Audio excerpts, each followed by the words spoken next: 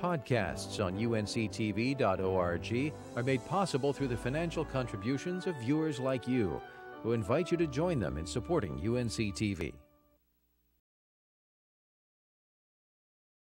And state health leaders say they hope to see similar efforts among Latinos, where they say the new age of HIV/AIDS could someday soon be an AIDS crisis.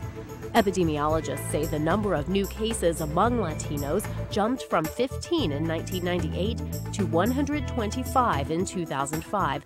That's an 8-fold increase. Latinos represent 7% of all cases in North Carolina. The actual numbers are still relatively small, but the disturbing thing is that we're seeing an increase every year. And it's not going to be too long before that increase really, unfortunately, I think will start to take off. That expected increase is a red flag to Dr. Rafael Torres. He's an HIV specialist at Tri-County Community Health Center in Sampson County, where he cares for more than 250 HIV and AIDS patients. Many of the Latinos he treats are migrant farm workers whose lifestyle, he says, puts them at risk. If all your family is back home, you're working 7 days a week, you have half a day to do recreation. Probably the most common cause of happiness would be alcohol. With alcohol comes carefree behavior. And probably you'll be missing your wife, you'll be engaging in situations that might endanger your health. Dr. Torres says bilingual access is an obstacle to HIV education and care for many Latinos. That's why Tri-County has a bilingual outreach team, which will go almost anywhere to educate people and test them for HIV. Can you tell me, do you know how you get HIV?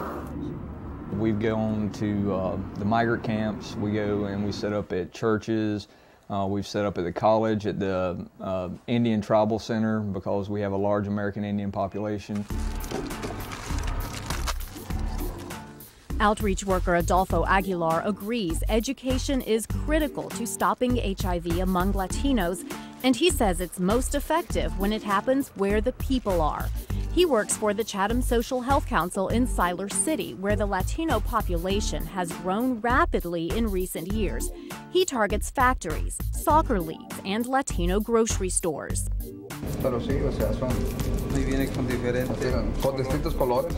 He gives out free condoms and tells people how to reduce their risk for HIV. He says he's made significant progress in educating the community. 3 years ago, they won't think about it. Not even think about it. Say AIDS and HIV is only for gays. Gays is the big problem. Only the mariconas, they say, they can have AIDS. Now, people are really open. I mean, you can walk on the street now and talk about condoms. It's like talking about the weather. So now they feel comfortable. Making people comfortable is also the idea behind El Centro Hispano's Project Life in Durham. Promotores, or peer educators, go door to door in their own neighborhoods where residents know them and are likely to trust them. But health educator Oscar Garcia says building trust is just one barrier to overcome. There's also a unique cultural sensitivity. One of the obstacles that I see is religion, because most of Latino are Catholic, and Catholic don't believe in condom, protection. So sometimes when even when I go to the clubs and I give out because we do outreach at bar, and I give out the condoms, they're like, oh, you just don't respect me, Well, and HIV and STDs is one of the hardest things to talk about it, because it involves sex, and sex is kind of not allowed in our community. Not much to talk about it.